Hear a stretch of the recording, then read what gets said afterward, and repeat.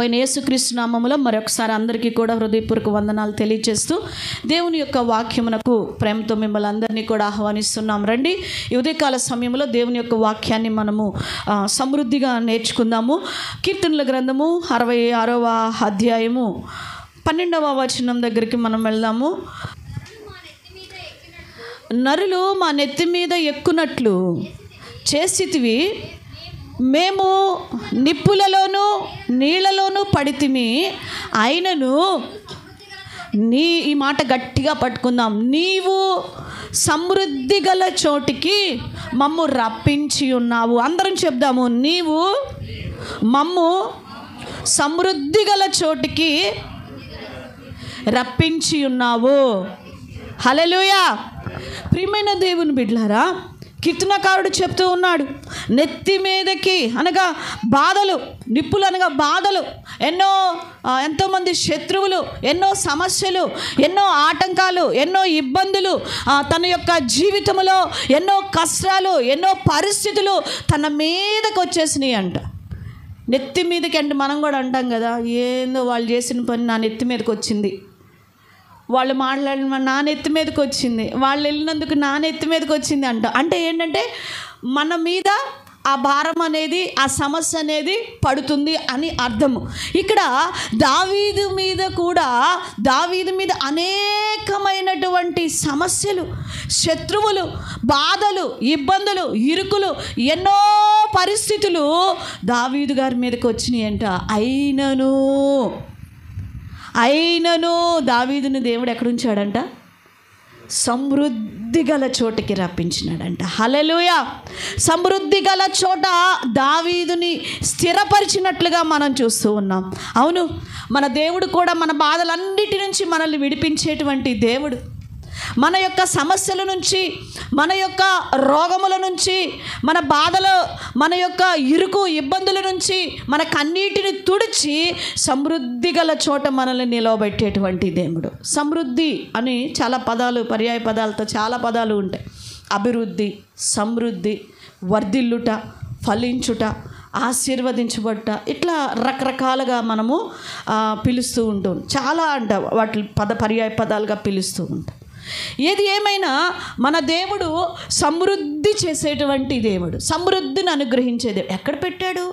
సమృద్ధి గల చోట పెట్టాడంట. ఎక్కడుంది ఆ సమృద్ధి గల చోటు? ఎక్కడుంది అని మనం చూసుకుంటే ఆ సమృద్ధి ఉన్న చోటు దేవుని యొక్క మందిరము. హల్లెలూయా. ఎక్కడుందంటండి సమృద్ధి? దేవుని మందిరములో ఉన్నట్లుగా మనం చూస్తూ ఉన్నాం. దేవుని మందిరములో, ఆయన యొక్క సన్నిధిలో సమృద్ధి ఉన్నట్లుగా మనం చూస్తూ ఉన్నాం. ఆ చోటే తండ్రి అయినటువంటి దేవుని దగ్గర బహు సమృద్ధి ఉన్నట్టు మనం చూస్తూ ఉంటాం. కీర్తనల గ్రంథం 92వ అధ్యాయము, కీర్తనల గ్రంథము 92వ అధ్యాయము 13వ వచనము చూడండి. యెహోవా మందిరములో నాటబడిన వారు మన దేవుని ఆవరణములలో వర్ధిల్లుతారు. ఎక్కడ నాటబడ్డారంట? వాళ్ళు దేవుని మందిరములో నాటబడి వర్ధిల్లుతున్నారు, అంటే సమృద్ధి పొందుతున్నారు. ఎక్కడ సమృద్ధి ఉన్నది? దేవుని మందిరములో ఏమున్నదంట? సమృద్ధి. తండ్రి అయిన దేవుని సన్నిధిలో సమృద్ధి, ఆయన మందిరములో సమృద్ధి, ఆయన బిడ్డలుగా కూడుకున్న చోట సమృద్ధిని దాచి ఉంచాడు దేవుడు. మనందరికీ తెలుసు, లూకా సువార్తలో మనం చూస్తాం, 15వ అధ్యాయము 17వ వచనములో చూస్తాం మనం. లూకా సువార్త 15:17. అయితే బుద్ధి వచ్చినప్పుడు వాడు, తప్పిపోయిన కుమారుడు మనకు తెలుసు, బుద్ధి వచ్చినప్పుడు వాడు నా తండ్రి యొద్ద ఎంతోమంది కూలివాండ్రుకు ఏం దొరుకుతుంది? అన్నము సమృద్ధిగా ఉన్నది. నేనైతే ఇక్కడ ఏం పడుతున్నాను? ఆకలికి చచ్చిపోవచ్చు, యాతనలు పడుచున్నాను. తండ్రి దగ్గర ఏమున్నదంట? సమృద్ధి. తండ్రిని విడిచి కుమారుడు, తప్పిపోయిన కుమారుడు దూరం అయిపోయినాడు కాబట్టి ఆ సమృద్ధి కూడా అతనికి ఏమైపోయింది? దూరం అయిపోయింది. తన దగ్గర బోళ్ళంత డబ్బు ఉంది, కానీ మొత్తం ఒకరోజు ఏమైపోయింది? మొత్తం దూరం అయిపోయింది. ఈరోజు తండ్రి అయిన దేవుని సన్నిధికి దూరం అయిపోయిన నీ జీవితంలో సమృద్ధి అనేది కూడా దూరం అయిపోతుందని గుర్తుపెట్టుకో. ఎందుకంటే నువ్వు వాక్యము ఎరిగినటువంటి బిడ్డవి. ఎరగనటువంటి వారి సంగతి వేరు, దేవుని తెలియని వారి సంగతి వేరు. క్రీస్తు రక్తము చేత కడగబడి మన దోషములను ఒప్పుకొని మన పాపములను విడిచిపెట్టి ప్రభువు సన్నిధిని ఆశ్రయించినటువంటి మన జీవితంలో సమృద్ధి ఎక్కడ ఉంటుంది, ఆశీర్వాదం ఎక్కడ ఉంటుందో మనకి తెలుసు. సియోనులో నుండి యెహోవా మిమ్మలను ఆశీర్వదిస్తూ ఉన్నాడు. సమృద్ధి ఎక్కడ దొరుకుతుందో మనకి తెలుసు. ఆ సమృద్ధి చోటికి నువ్వు కూడా దూరం అయిపోయావేమో మందిరమునకు. ప్రియ సహోదరి, ఒకసారి నిన్ను నువ్వు పరిశీలన చేసుకో. సమృద్ధి గల చోటు నుంచి దూరం అయిపోతున్నావేమో. దేవుని మందిరాన్ని, దేవుని సన్నిధిని ప్రేమించలేనటువంటి స్థితిలోనికి నువ్వు వెళ్ళిపోతూ ఉన్నావేమో. ఒకసారి నిన్ను నువ్వు పరిశీలన చేసుకోవలసినటువంటి బిడ్డగా నీవు ఉన్నావు. ఈరోజు నీ ఆత్మీయ జీవితం ఎలాగో ఉన్నది, నువ్వు ఏ స్థలంలో ఉంటున్నావో ఒకసారి నిన్ను నువ్వు పరిశీలన చేసుకో. ఏ స్థలంలో నువ్వు ఉంటూ ఉన్నావు? ఈరోజు దేవుని మందిరమును విడిచి దూరమైపోతూ ఉన్నావేమో నీ జీవితంలో. దేవుని సన్నిధిని విడిచి దూరమైపోతూ ఉన్నావేమో నీ జీవితంలో. ఒకసారి నిన్ను నువ్వు పరిశీలన చేసుకోవలసినటువంటి బిడ్డగా నీవు ఉన్నావు. మందిరములో ఏమున్నదంటండి? సమృద్ధి ఉన్నది. మనకి తెలుసు నయోమి గురించి ఋతు గ్రంథంలో చూస్తాం. ఆమెని 1వ అధ్యాయము 6వ వచనంలో మనం చదువుకుంటాం. నయోమి రొట్టెల గృహమైనటువంటి సమృద్ధి కలిగిన చోటైన దేవుడు ఆశీర్వదించినటువంటి బెత్లెహేమును విడిచిపెట్టి ఎక్కడికి వెళ్ళిపోయిందంట? ఎక్కడికి వెళ్ళిపోయిందండి? మోయాబుకు వెళ్ళిపోయింది. సమృద్ధి గల చోట నుంచి ఏమైపోయింది? విడిచిపెట్టింది. నయోమి బెత్లెహేమును విడిచుట వలన సమృద్ధిని కోల్పోయింది. అంటుంది నా దేవుడు అక్కడ సమృద్ధిగా ఆశీర్వదించాడంట, సమృద్ధిగా ఆహారము దొరుకుతుందంట, నేను అక్కడికి వెళ్ళిపోతాను, తిరిగి నేను సమృద్ధి కలిగిన ఆ చోటుకి వెళ్ళిపోతానంటుంది. అంటే ఆ చోటుని విడిచిపెట్టి రావటం వల్ల ఆమెకి ఏమి పోగొట్టుకుందండి? సమృద్ధిని. ప్రియదేవుని బిడ్డ, మరలా చెప్తూ ఉన్నాను, ఈరోజు అపవాది ఎన్నో ప్రయత్నాలు చేస్తూ ఉన్నాడు. దేవుని యొక్క సమృద్ధి దొరికే ఆ చోటు నుంచి దేవుని బిడ్డల్ని దూరం చేస్తూ ఉన్నాడు.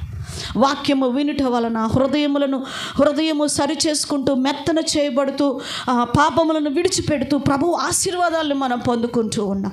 ఆత్మలో వర్ధిల్లుచూ ఉన్నాం. శారీరకంగా ప్రియుడాని ఆత్మ వర్ధిల్లుచున్న ప్రకారము అన్ని విషయముల్లో వర్ధిల్లని దేవుడు చెప్పినట్లుగా అన్ని విషయముల్లో సమృద్ధిని దేవుడు ఇస్తున్నాడని అపవాది ఏం చేస్తున్నాడంటే దేవుని మందిరమునకు రానివ్వకుండా అనేకమైనటువంటి ఆటంకములను ఉచ్చుల్లో పెట్టేస్తూ ఉన్నాడు.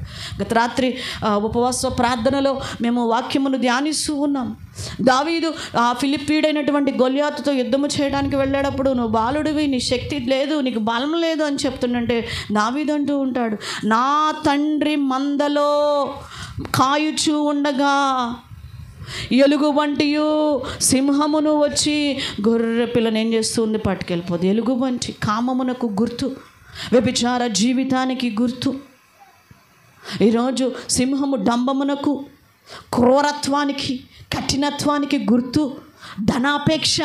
ఈరోజు అపవాది మంద అనబడేటువంటి తండ్రి మంద అనే దేవుని మందలో నుంచి, దేవుని మందిరములో నుంచి గొర్రెలు అనబడుతున్న విశ్వాసులను వాడు ఏం చేస్తూ ఉన్నాడు?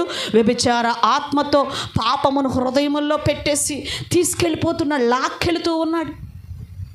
ధనాపేక్ష పెట్టి మందిరానికి దూరం చేస్తూ ఉన్నాడు. సంపాదన లాగేస్తూ ఉన్నాడు. క్రూరత్వం, కఠినత్వం. హృదయం ఏమైపోతుందంటే కఠినమైపోతుంది, మొద్దుబారిపోతుంది. కుదిరినప్పుడే వెళ్దాం, అవకాశం ఉన్నప్పుడే వెళదాం. నేను చెప్పట్లేదండి, వాక్యము సెలవిస్తూ ఉన్నది. దేవుడు మాట్లాడుతూ ఉన్నాడు. సమృద్ధి గల చోటు ఎక్కడుందంట? దేవుని మందిరంలో. మనము చెప్పుకుంటూ ఉన్నాం. ఆ యొక్క వాల్టర్ హ్యాండ్ అనేటువంటి వ్యక్తి గురించి మనం చెప్పుకున్న ఒక గొప్ప మిషనరీ వాల్టన్ గారిని, ఆయన జీవిత చరిత్రను మనకు చెప్పుకుంటూ ఉన్నాం. కేవలము దేవుని మందిరాన్ని ప్రేమించుట వలన, కేవలము ఆదివారము దేవుని మందిరాన్ని ప్రేమించుట వల్ల ఎంత సమృద్ధిని వాల్టన్ గారు పొందుకున్నారో మనకి తెలుసు. తన యజమానుడైనటువంటి పిలిచి ఆ యొక్క వాల్టర్తో అంటూ ఉన్నాడు, ఇదిగో వాల్టర్, ప్రతి ఒక్కరు కూడా ఆదివారం పనిలోకి వస్తూ ఉన్నారు, కేవలం నువ్వు మాత్రమే ఆదివారం దేవుని మందిరాన్ని పరిగెత్తుతూ ఉన్నావు, ఎక్కడికో ఈ యొక్క పనికి రావట్లేదు నువ్వు. ఇలా అయితే నాకు కష్టం. ఇలా అయితే నా వల్ల కాదు, నా వ్యాపారమునకు నష్టం కలుగుతుంది, నేను నిన్ను పనిలో నుంచి తీసివేయవలసి వస్తుంది.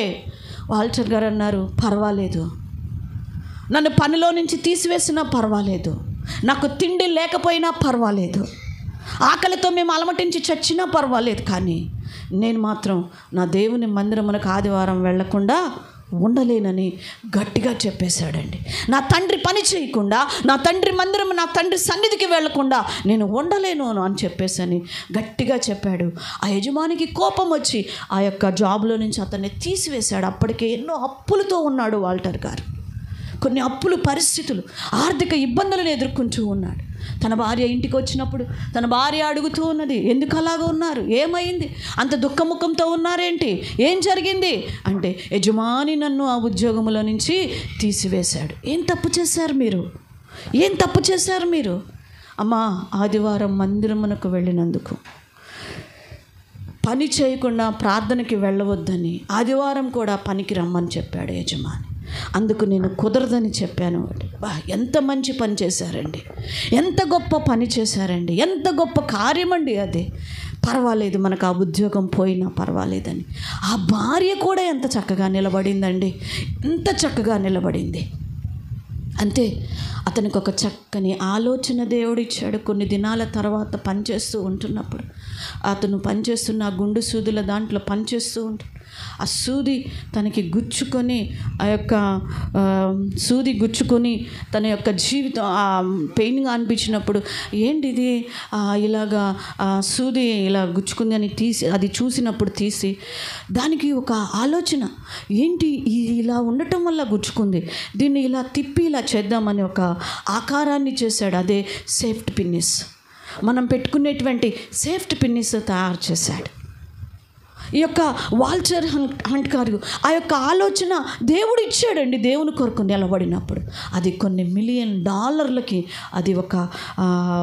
అది అమ్ముడు పోయి ఆ యొక్క ఒక కంపెనీకి దాన్ని ఇచ్చినప్పుడు అది ఎంతో వర్ధిల్లినాడు. ఎంతగానంటే తన అప్పులు తీరి, కష్టాలు తీరి, తన శ్రమలన్నీ తీరిపోయి ఇంకా మిగిలి వర్ధిల్లే సమృద్ధిని దేవుడు అనుగ్రహించాడు. హల్లెలూయా.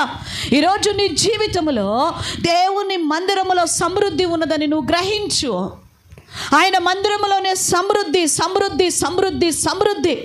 హన్నా తెలుసుకుంది, ఎన్ని కష్టాలు తన మీదకి ఇదిగో పెనిన్న రూపంలో ఎంతగానో బాధ పెడుతూ తన నెత్తి మీదకి వచ్చేస్తూ ఉంటుంటే దేవుని సన్నిధిలో సమృద్ధి ఉందని పరిగెత్తింది, పరిగెత్తింది, పరిగెత్తింది. ప్రియ దేవుని బిడ్డ, ఈరోజు దేవుని సన్నిధిలో సమృద్ధి. ఫిలిప్పీ పత్రిక 1:20 అంటున్నాడు, ఆత్మను సమృద్ధిగా ఇచ్చే దేవుడు అంటే మన దేవుడు ఏమిస్తున్నాడండి?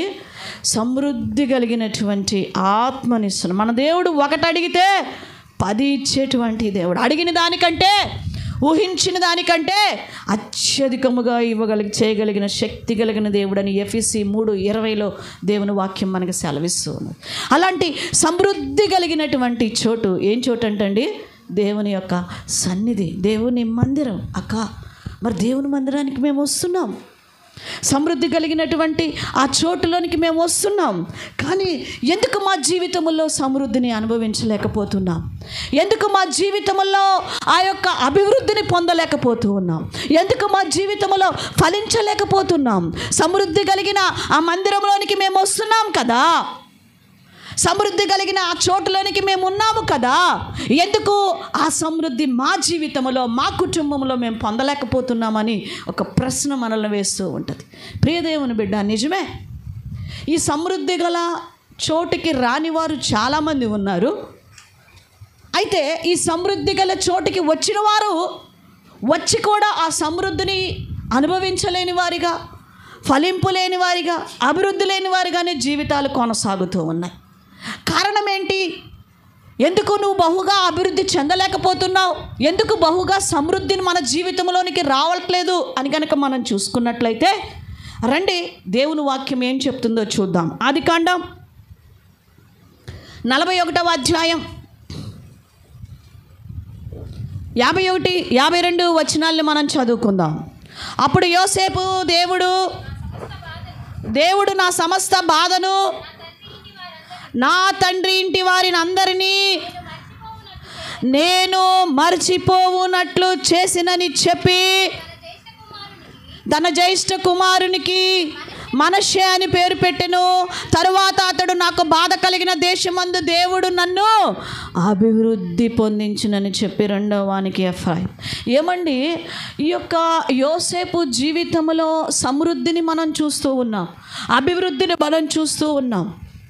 ఎంతగా దేవుడు అభివృద్ధి పరిచాడో, ఎంత సమృద్ధిని ఇచ్చాడో తేట తెల్లగా కనపరుస్తూ ఉన్నాడు, చూపిస్తూ ఉన్నాడు. అంత సమృద్ధిని పొందడానికి గల కారణం ఏంటో తెలుసా అండి? మొట్టమొదటిగానే మనం చూసాము. ఏం చేశాడంట? మరచిపోయాడంట. ఏం చేశాడంట? ఫస్ట్ది తన బాధను, తన శ్రమను, తన యొక్క సమస్త బాధ నుంచి విడిపించినటువంటి తండ్రి ఇంటి వారిని అందరినీ మరిచిపోవునట్లు ఏం చేశాడంట? మరిచిపోవునట్లు. ఈ మాట గుర్తుపెట్టుకోనండి. మరచిపోయాడు.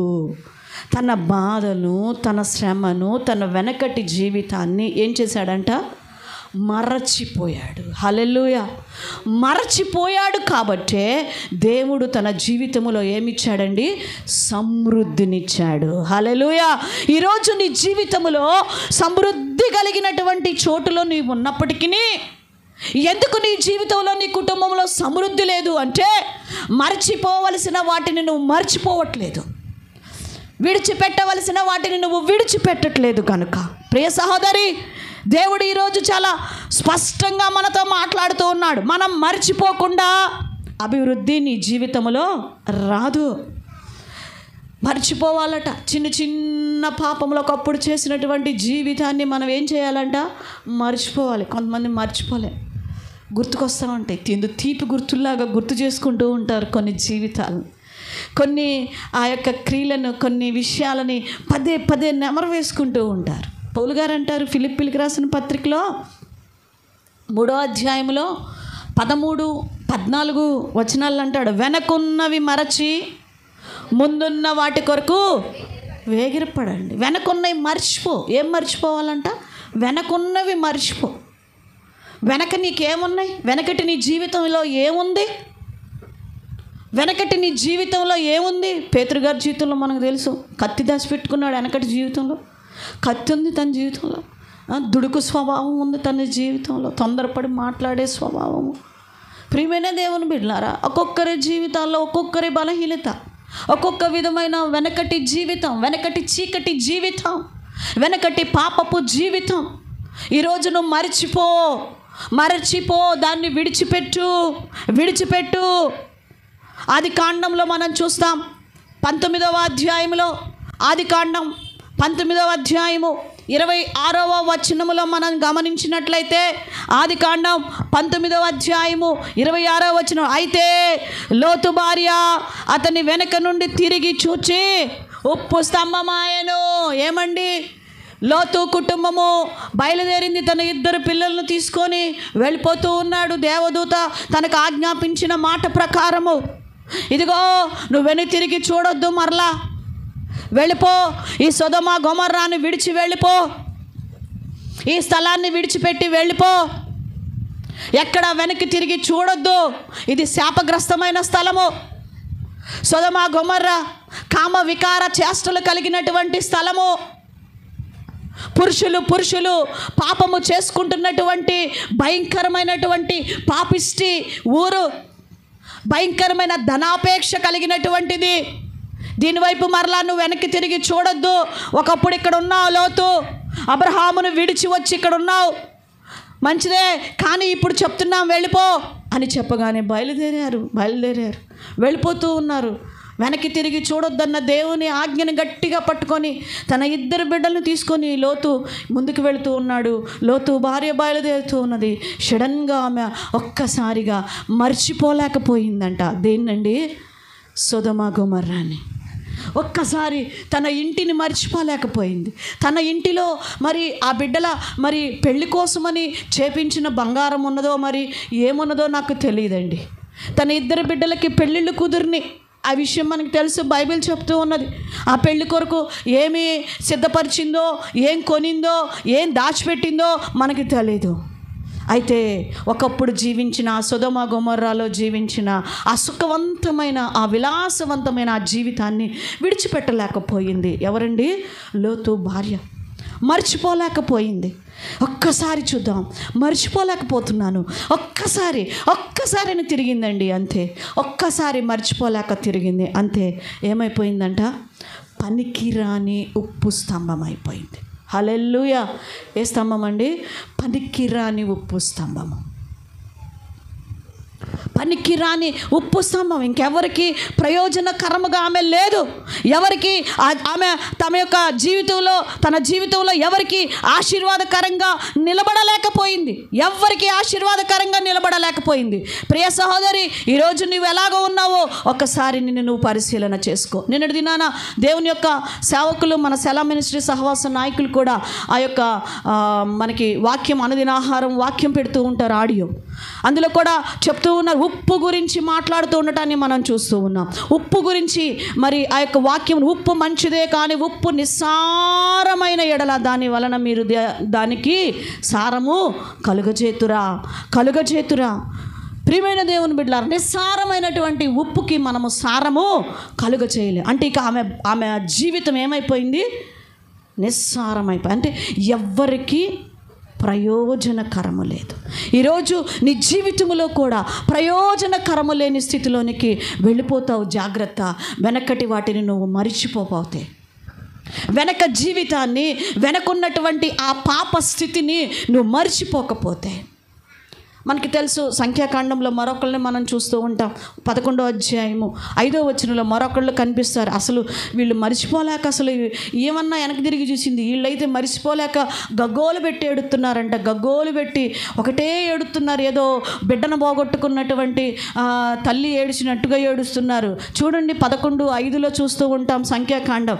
ఐగుప్తులో మేము ఉచితముగా తినిన చేపలను, కీరకాయలను, దోసకాయలను, కూరాకులు, ఉల్లిపాయలు, తెల్లగడ్డలు జ్ఞాపకంకొచ్చుచున్నవి. ఇప్పుడు మా ప్రాణము సొమ్మసిల్లినని పెద్దగా ఏడుస్తున్నారు. ఏం జ్ఞాపకం వస్తున్నాయి అంటే వీళ్ళకి?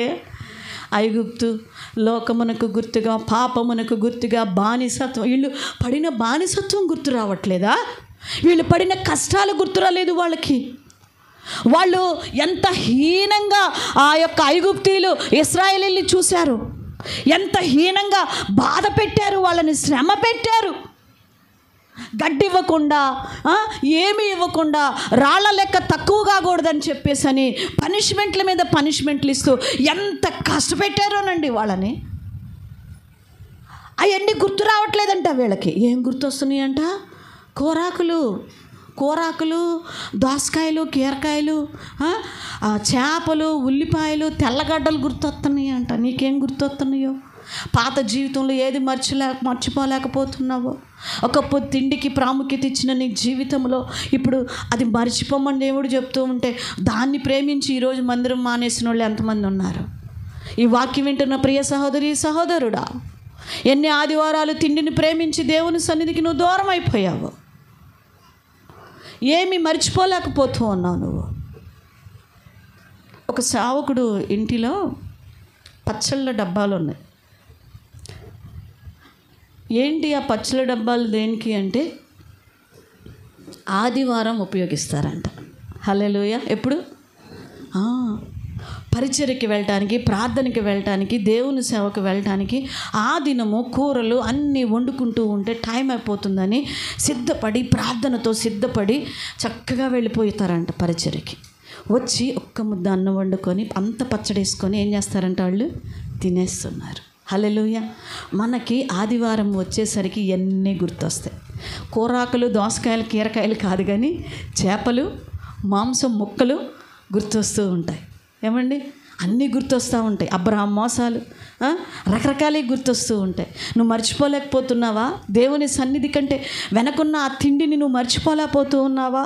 ఇశ్రాయేలీయులు ఐగుప్తును ఉన్నటువంటి తిండిని మర్చిపోలేకపోయారంట. అందుకే వాళ్ళందరూ తింటూ ఉండగానే, మాంసం వాళ్ళ పళ్ళ సందుల్లో ఉండగానే అందరూ ఏమైపోయారు?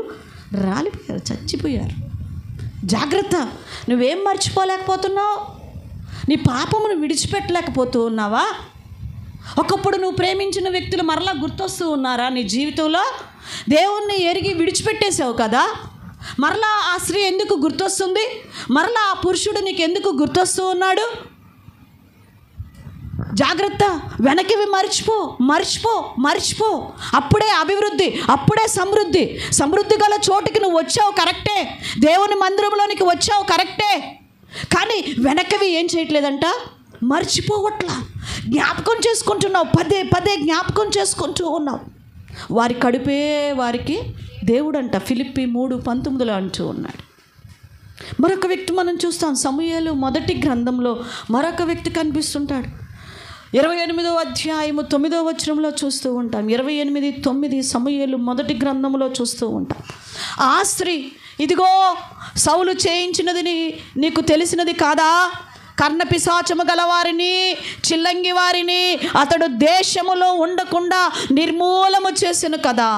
నీవు నా ప్రాణము కొరకు ఉరియొగ్గి నాకు మరణమేల రప్పింతువని అతనితో అనెను. ఏమండి, సౌలు రాజు అవగానే ఒకప్పుడు దేవునికి ఇష్టము లేని చిల్లంగి వారిని, సోది చెప్పేవాళ్ళని, మంత్రగత్తెలను, ఆ యొక్క అన్నిటిని కూడా తీసేశాడంట. మొత్తాన్ని తీసివేశాడు. అన్నిటిని విడిచిపెట్టి దేవుడా అని ఆయన వైపు 2 హస్తాలు ఎత్తుతూ అలాగ దేవుని వైపు చూస్తూ వచ్చాడు, సమూయేలు గారి వైపు, దేవుని వైపు. అయితే తన జీవితంలో అవిధేయత వల్ల దేవుని సన్నిధికి దూరం అయిపోయినటువంటి స్థితిలో మరలా ఏం గుర్తొచ్చినాయి అంట? సోది చెప్పేవాళ్ళు గుర్తొస్తున్నారు. యుద్ధంలో నేను గెలుస్తానా, గెలవనా? యుద్ధానికి నేను వెళ్ళేనా, వద్దా? ఎవరిని అడగటానికి వెళ్ళాడు? సోది చెప్పే ఆమె కర్ణపిశాచం. ఒకప్పుడు విడిచిపెట్టేసి నీకెందుకు గుర్తొస్తున్నాయి? ఇప్పుడు లేటెస్ట్గా యూట్యూబుల్లో చూస్తున్నారు. చెయ్యి ఇవ్వకపోయినా మీ పేరు అక్షరము చూసుకొని, మీరు పుట్టిన నెలను చూసుకొని అప్పుడప్పుడు టెస్ట్ చేస్తూ ఉంటుంటారు యూట్యూబ్స్లో చాలామంది. ప్రియమైన దేవుని బిడ్డలారా, విడిచిపెట్టినవి ఎందుకు నువ్వు మర్చిపోకుండా మరలా పదే గుర్తు తెచ్చుకుంటున్నావు? అన్ని ఆచారంలో విడిచిపెట్టావు, మళ్ళీ కావాలంటున్నావు. దేవుని నమ్ముకున్నావు, ఇది వద్దు అని విడిచిపెట్టి క్రీస్తు రక్తం చేత కడగబడాలని నిబంధన చేసావు, బాప్తీసం తీసుకున్నావు. మరలా గుర్తు తెచ్చుకుంటున్నావు. ఏమైందండి సౌలు జీవితం? దినవృత్తాంతాల మొదటి గ్రంథం 10వ అధ్యాయం 13వ వచనంలో చదువుతాం. 10వ అధ్యాయము 13వ వచనం, దినవృత్తాంతాల మొదటి గ్రంథం. కర్ణపిచ్చముల యొద్దకు విచారణ చేయు దానిని వెదికినందుకును సౌలు హతమాయెను. ఎందుకు చచ్చిపోయాడంట? చాలామంది యుద్ధంలో చచ్చిపోయాడు, శత్రువు పొడిచాడు, ఆ బాధ తట్టుకోలేక ఆయన కత్తితో పొడుచుకొని చచ్చిపోయాడు, ఏదేదో చెప్తూ ఉంటారు. ఆ యొక్క సైనికుడిని పొడవమన్నాడు, ఇలా చెప్తూ ఉంటారు. కాదు, దేనికి చంపేశాడంటే అసలు దేవుడు అక్కడికి వెళ్ళినందుకు, కర్ణపిశాచములుగా చెప్పేటువంటి సోదగాంటి దగ్గరికి వెళ్ళినందుకు దేవుడు తీసి పడేశాడంట భూమి. ఎందుకంటే మర్చిపోలేకపోయాడు. ఈరోజు సమృద్ధి గల చోట నీవు ఉండి మరలా పెంటని జ్ఞాపకం చేసుకుంటూ ఉన్నావేమో, మరలా పాప జీవితాన్ని జ్ఞాపకం చేసుకుంటూ ఉన్నావేమో. జాగ్రత్త సుమ. సొలొమోన్ కూడా అంతే. రాజు అయిన వెంటనే ఏం చేశాడు? సకల దేవుళ్ళ కంటే నువ్వు గొప్పవాడివయ్యా అన్నాడు, అన్నిటినీ తీసేసి. కానీ వృద్ధాప్యం వచ్చేసరికి ఎటువైపు తిరిగాడంట? దేవతల తట్టు తిరిగాడంట, అన్య దేవతల తట్టు తిరిగాడంట. జాగ్రత్త సుమ. నీ జీవితంలో మర్చిపోలేకపోతున్నావేమో వెనకటి వాటిని. లూకాసు సువార్త 9వ అధ్యాయము 62వ వచనములో వాక్యం ఇలాగూ చెప్పుచూ ఉన్నది. లూకాసు సువార్త 9వ అధ్యాయము 62వ వచనం, నాగట మీద చెయ్యి వేసి వెనుతిరుగు వాడు నాకు పాత్రుడు కాదు.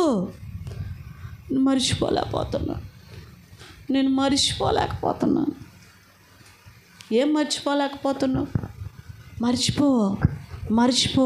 వాక్యం చెప్తూ ఉన్నది, నువ్వు మర్చిపోవాలి. నువ్వు మర్చిపోమని దేవుని యొక్క వాక్యం నీకు సెలవిస్తూ ఉన్నది. కీర్తన గ్రంథం 45వ అధ్యాయము 10వ వచనం చూడండి. కుమారి ఆలకించుము, ఆలోచించి చెవియొగ్గుము, నీ స్వజనమును నీ తండ్రి ఇంటిని మర్చిపో. ఇంకా ఎందుకు అవి పట్టుకొని ఊగులాడుతున్నావు? వాళ్ళు వచ్చారు, వీళ్ళు వచ్చారు, వాళ్ళ కోసం వీళ్ళ కోసం అని దేవుని మందిరమును ఎన్ని దినాలు నువ్వు విడిచిపెట్టేశావు? వాళ్ళ కోసం, వీళ్ళ కోసం, వాళ్ళని సంతోషపడటం కోసం, వీళ్ళని సంతోషపరచడం కోసం ఎన్ని అన్య ఆచారాలను అభ్యసిస్తూ వస్తున్నావు. పాపమును ప్రోత్సహిస్తూ వస్తున్నావు. వెనకటి జీవితాన్ని మర్చిపోలేకపోతున్నావు. వెనకటి నీ యొక్క రోత జీవితాన్ని విడిచిపెట్టట్లేదు. భయభక్తులైన ఆ జీవితాన్ని విడిచిపెట్టలేకపోతున్నావు, మర్చిపోలేకపోతూ ఉన్నావు. ప్రియ సహోదరి, సహోదరుడా, సమృద్ధి గల చోటలో నువ్వు ఉన్నప్పటికీ కూడా ఎందుకు నీ జీవితంలో సమృద్ధిని నువ్వు పొందలేకపోతున్నావు అంటే కారణము మర్చిపోలేకపోతున్నావు వెనక వాటిని. కోటీశ్వరుడి ఇంట్లో కోట్ల ఆస్తి, డైనింగ్ టేబుల్ మీద బోలెడన్ని అల్పాహారాలు ఉన్నప్పటికీ, సమృద్ధి ఉన్నప్పటికీ, అతను ఒక వ్యక్తి తన జీవితంలో ఒక వెజిటేబుల్ ఏదో చిన్నది తింటూ ఇంకేదో చేస్తూ ఉన్నాడు అంటే అతనిలో ఏమున్నది? రోగం ఉన్నది, అనారోగ్యం ఉన్నది. కాబట్టి సమృద్ధి ఉన్న, కోట్ల ఆస్తి ఉన్న, టేబుల్ మీద సమృద్ధి ఆహారం ఉన్న అతని నోట్లోనికి వెళ్ళట్టు. ఈరోజు మరిచిపోలేకపోతున్న రోగము నీలో ఉన్నది. కాబట్టి వెనకటి జీవితాన్ని వదిలిపెట్టలేని, మర్చిపోలేని రోగము నీలోకి వచ్చేసింది. కాబట్టి మందిరములో, దేవుని సన్నిధిలో సమృద్ధి ఉన్నప్పటికీ దానిని నీవు అనుభవించలేకపోతున్నావు. హల్లెలూయా! అది నీకు వర్తించలేకపోతూ ఉన్నది. ప్రియ సహోదరి, సహోదరుడా, ఎక్కడో ఉందనుకుంటున్నారు సమృద్ధి. వ్యాపారముల్లో ఉందని చిక్కుంటూ ఉన్నారు సమృద్ధిని.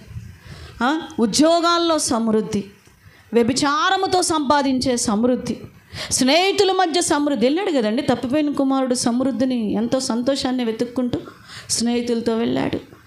చాలా ఎంజాయ్ చేశాడు. వ్యభిచారుల దగ్గరికి వెళ్ళాడు. నీ ఆస్తిని ఏమండి వ్యభిచారులతో ఏం చేసి వచ్చాడంట?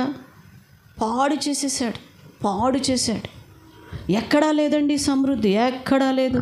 ప్రియ సహోదరి, సమృద్ధి ఎక్కడ ఉన్నది నీ జీవితంలో గ్రహించు. మనకు తెలుసు, ఏమీ లేనటువంటి స్థితిలో యెహోవా సన్నిధిలో సమృద్ధి ఉన్నదని ఆయన మాటకి లోబడి ఆశీర్వదించబడిన వారు ఉన్నారు. ఆది కాండంలో మనం చూస్తాం. మొట్టమొదటిగా ఒక వ్యక్తిని, ఆయనే అబ్రహాము గారు. 12వ అధ్యాయములో ఆది కాండము 1-4 చూస్తాం. దేవుడైన యెహోవా చెప్తూ ఉన్నాడు, యెహోవా నీవు లేచి నీ దేశము నుండి, నీ బంధువుల యొద్ద నుండి, నీ తండ్రి ఇంటి నుండి బయలుదేరి నేను నీకు చూపించు దేశమునకు వెళ్ళిపో అని చెప్పగానే యెహోవా అతనితో చెప్పిన ప్రకారం అంతటిని విడిచిపెట్టాడు, మరిచిపోయాడు. అబ్రహాం గారు బయలుదేరాడు. ఏమండి, అబ్రహాము మరిచి ముందుకు సాగినాడు. కాబట్టి దేవుడు సమృద్ధి గల చోటికి అబ్రహాము సంతానము నడిపించాడు. అదే కానాను, పాలు తేనెలు ప్రవహించే కానాను. హల్లెలూయా! ఈరోజు సమృద్ధి గల చోట నిన్ను నిలవపెట్టే దేవుడు. అయితే నువ్వు మర్చిపో. అబ్రహామును మర్చిపో అనగానే మర్చిపోయాడండి. అన్నీ విడిచిపెట్టాడు. స్వజనంగాన్ని విడిచిపెట్టాడు. తండ్రి ఇంటిని, ఆ యొక్క అన్నిటినీ విడిచిపెట్టేశాడు. దేవుడు తనకు చెప్పిన ప్రకారంగా వెళ్ళిపోయాడు. సమృద్ధి గల చోట దేవుడు చేర్చాడు. అలానే మనం చూస్తూ ఉంటాం. పౌలు గారు మన జీవితంలో మనకు తెలుసు. అపోస్తలుడైనటువంటి పౌలు గారు మనకు తెలుసు అండి. పౌలు గారు ఏమన్నాడండి? ఇందాకే చదువుకున్నాం ఫిలిప్పీలు రాసిన పత్రికలో కదా, వెనక ఉన్న వాటిని ఏం చేసి మరిచిపోయి ముందుకు పరిగెత్తాలి. అవును, వెనక వాటిని మర్చిపోయాడు. ఒకప్పుడు పౌలు జీవితం, నేను హానికరుడను, హింసకరుడను, హంతకుడను అంటూ ఉన్నాడు. అలాంటి ఆ స్వభావమును పౌలు గారు ఏం చేశారంటండి? విడిచిపెట్టేశాడు, మర్చిపోయి అందుకే అంటున్నాడు, వెనకున్నవి మరిచి నేను ఎక్కడికి పోతున్నాను? ముందున్న వాటికి పోతున్నాను, సమృద్ధి గలదానికి పోతున్నాను. 3:11 అంటాడు. ఫిలిప్పీల పత్రికలోనే 3:11 అంటాడు, సమస్తమును నష్టపరుచుకొని వాటిని పెంటతో సమానముగా నేను ఎంచుకున్నాను అంటున్నాడు. ఆ వెనకటి మరిచిపోలేనటువంటి ఆ జీవితాన్ని దేంతో సమానంగా ఎంచుకున్నాడు? పెంటని పదే జ్ఞాపకం చేసుకో. నువ్వు తినేటప్పుడు జ్ఞాపకం చేసుకో పెంటని. పడుకునేటప్పుడు జ్ఞాపకం చేసుకుంటావా పెంటని? కూర్చున్నప్పుడు జ్ఞాపకం చేసుకుంటావా పెంటని? దమ్ బిర్యానీ ముక్కలాగిస్తున్నావు, పెంటని జ్ఞాపకం చేసుకుంటావా? జ్ఞాపకం చేసుకో. పెంటని జ్ఞాపకం చేసుకుంటా జుబురుకొని తినండి. ఎంత అసహ్యం! ఆ మొహాలు చూడండి. ఒక ముక్కుకి మూతికి గుడ్డ, అప్పుడే ఏంటో ఇక్కడ ఉన్నట్టు పెంట, ఈడ పెంట ఉన్నట్టు ముక్కుకి మూసేస్తున్నారు. ఎంత అసహ్యము! మరి నీ వెనకటి జీవితము అంత దారుణమైనది కాదా? నీకు తెలియట్లేదా నీ వెనకటి జీవితం? నీ స్వభావము నీకు అర్థం కావట్లేదా? ప్రియ సహోదరి సహోదరుడా, దాన్ని ఎందుకు విడిచిపెట్టట్లేదు? పౌలు గారు పెంటతో ఎంచుకున్నాడు కాబట్టి దాన్ని గుర్తు తెచ్చుకోలే, అసహించుకున్నాడు. వెనక ఉన్నవి మరచి ముందుకు వెళ్ళిపోయాడు. అందుకే అపోస్తులుడైనటువంటి పౌలుగా మారిపోయాడు, అపోస్తులుడిగా ఎంచబడ్డాడు. అనేకులకి మాదిరికరమైనటువంటి వాడిగా, క్రీస్తు సాక్షిగా నిలబడినట్లుగా మనం చూస్తూ ఉన్నాం. సమృద్ధి అతని ద్వారా, అతను జీవించిన జీవితం ద్వారా, పౌలు గారు మాట్లాడిన మాటల ప్రభావితము ఈరోజు మనకి సమృద్ధినిస్తున్నాయి. సమృద్ధి గల చోటికి మనల్ని నడిపిస్తున్నాయి ఆ జీవితానికి. కారణం వారు వెనకున్నవి ఏం చేశారంట? మర్చిపోయారు. ఏమండి, దావీదు కూడా మర్చిపోలేదా?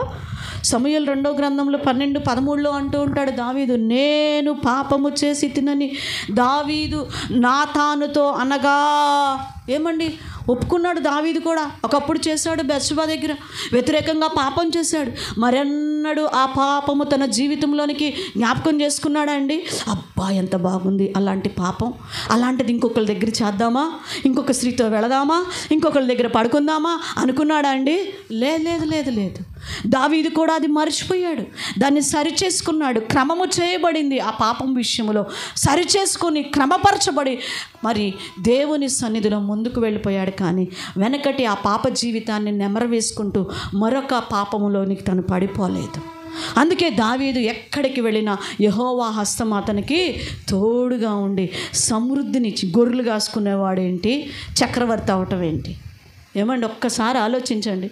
గొర్రెలు కాచుకునేవాడేంది, చక్రవర్తి అవ్వటం ఏంటండి? గొర్రెలు కాసుకునే వాళ్ళు మన దగ్గరికి వస్తుంటారు. ఇప్పటికి కూడా చాలామందిని చూస్తూ ఉంటాం. ఆ పొలాలు తెల్లవాడు మలవరపాడు అలా వెళ్తూ ఉంటున్నప్పుడు ఆ పొలాల్లో గొర్రెలు కాసుకునే వాళ్ళని చూస్తూ ఉంటాం.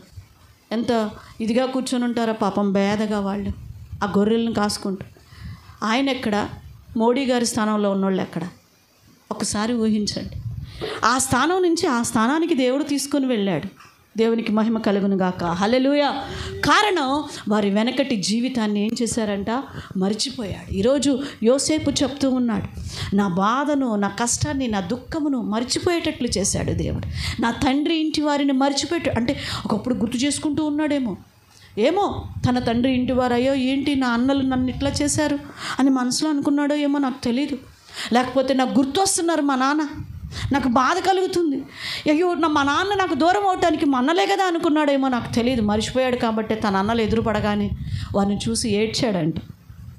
వారిని ఏం చేశాడు? అయ్యో నాకు మీ మీద ఏ కోపము లేదు, ఎందుకంటే నా దేవుడు నాకేమి ఇచ్చాడు? అభివృద్ధిని, సమృద్ధిని ఇచ్చాడు. ఆ సమృద్ధిలోనికి ఈరోజు మిమ్మల్ని కూడా తీసుకెళ్ళబోతున్నాను. ఎంత గొప్ప మాటలో చూడండి. కారణం వెనక్కి మర్చిపోయాడు. నువ్వేమో మర్చిపోట్ల, గట్టిగా పట్టుకొని పీడిస్తున్నావు, మర్చిపోట్ల. పిల్లలకి నేర్పిస్తున్నావు. మీ తాత ఇట్రా, నేను పెళ్ళైన కొత్తలో మీ తాతయ్య నన్ను ఇట్ట అన్నాడురా, మీ నాయన మిట్ట అనిందిరా, రే మీ అమ్మమ్మ వాళ్ళ ఇంటికి వెళ్తే మీ అమ్మమ్మ వాళ్ళు ఇట్ట అన్నారా, మీ తాత అయ్యో మీ మామ ఇట్ట అన్నాడురా. నేర్పిస్తున్నావు, మర్చిపోట్లా. భక్తిని నేర్పించట్లా బిడ్డలకి. తండ్రి మీద ద్వేషాన్ని నేర్పిస్తున్నారు బిడ్డలు, తల్లి మీద ద్వేషాన్ని నేర్పిస్తున్నారు బిడ్డలకి. జాగ్రత్త. తండ్రి ఎలాంటి వాడైనా, తల్లి ఎలాంటిదైనా భయభక్తులు కలిగినటువంటి ప్రేమించే మనసుని నీ బిడ్డలకి నువ్వు నేర్పించాలి. దేవుని యందు భయభక్తులు కలిగిన జీవితము అదే.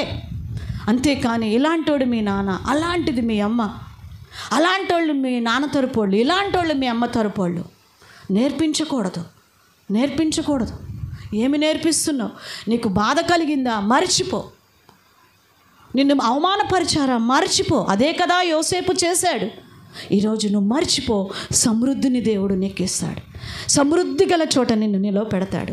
అందుకే ఈరోజు చాలామంది జీవితాలలో సమృద్ధి గల చోట నిలవబడినప్పటికీ ఆ సమృద్ధి ఆశీర్వాదము వారి జీవితంలోనికి రావట్ల. నెలకి 50,000, 60,000, 25,000 సమృద్ధి చేతికి వస్తున్నప్పటికీ ఆ సమృద్ధి వారి జీవితమునకు ఉపయోగకరంగా ఉండట్లేదు. అది కారణం ఏంటి? ఈరోజు వెనక జీవితాన్ని నీవేం చేయట్లేదంట? మరిచిపోవట్లేదు, జ్ఞాపకం చేసుకుంటున్నావు. అవసరమైతే జ్ఞాపకం చేసుకోవటమే కాదు, అమలు పరుస్తున్నావు. హల్లెలూయా. అంటే క్రియల్లో పెడుతున్నావు మరలా వెనకటి జీవితాన్ని, విడిచిపెట్టిన జీవితాన్ని మరలా ఇదిగో వారు పెట్టినట్లుగా, సౌలు రాజు పెట్టినట్లు, సొలొమోను పెట్టినట్లుగా నీ జీవితంలో వెనకటి ఆ ఇశ్రాయేలీలు పెట్టినట్లుగా నువ్వు మరిచిపోవట్లేదు, పెట్టేస్తూ ఉన్నావు. ప్రియ దేవుని బిడ్డ, ఈరోజు సమృద్ధిని ఇచ్చే దేవుడు నీ జీవితంలో, ఆయన నిన్ను మర్చిపోయే దేవుడు కాదు. మరి నీవు కూడా దేవుని సన్నిధిలో సమృద్ధి గల చోట ఉన్న నీవు వెనకటి జీవితాన్ని మర్చిపోయి ఆ యొక్క అభివృద్ధిలోనికి, ఆ సమృద్ధిలోనికి, నీ కుటుంబంలోనికి కూడా అది ప్రవేశించినట్లుగా నీ జీవితం మారాలి అని, ఆ అభివృద్ధి అందరికీ తేటగా కనపడాలని దేవుడు కోరుకుంటూ ఉన్నాడు. సమృద్ధి గల చోటుకు వచ్చిన నీవు వెనకటి పాప జీవితాన్ని మర్చిపోయి దేవుణ్ణి అడగాలంట, నన్ను అభివృద్ధి పరచు అని. అప్పుడు అడుగుతున్నాడు కీర్తనకారుడు 118:25లో, యెహోవా దయచేసి అభివృద్ధి కలిగించు. ఏమడుగుతున్నాడు? ఈరోజు నువ్వు కూడా అడుగుతున్నావు, నాకు కలిగించు, నా కుటుంబంలో సమృద్ధిని, నన్ను దీవించు, నన్ను ఆశీర్వదించు. నేను చెప్పా ఇందాక పర్యాయ పదాలు చాలా చెప్పా. ఫలింప చెయ్యి, వర్ధిల్ల చెయ్యి, ఎన్నో అడుగుతున్నావు.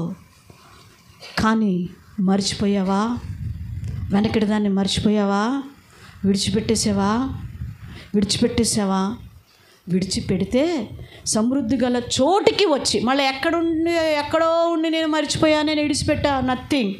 సమృద్ధి గల దేవుని ఆలయములో ఉండి నీ వెనకటి జీవితమును మరిచిపోయి అభివృద్ధి కలిగించమని నువ్వు కూడా చేతులెత్తి అడిగినప్పుడు నీ అభివృద్ధి దేవుడంట అందరికీ తేటగా కనిపిస్తాడంట.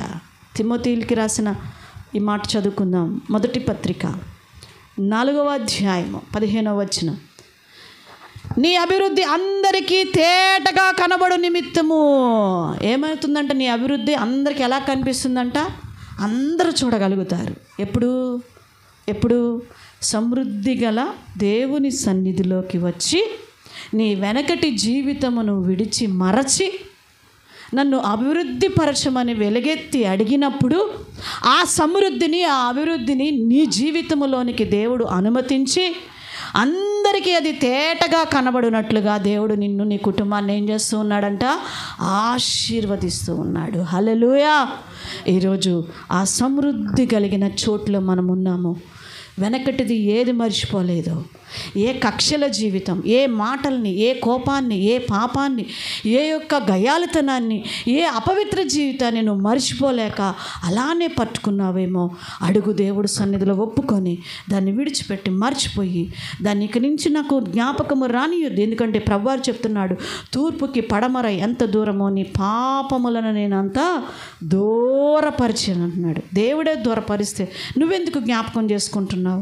నువ్వెందుకు నెమర వేసుకుంటున్నావు? నువ్వేమన్నా పశువా నెమర వేసుకోవడానికి? పద్దాకల వాక్యాన్ని నెమర వేసుకో. పశువు గడ్డి నెమర వేసుకుంటా ఉంటుంది తిండి.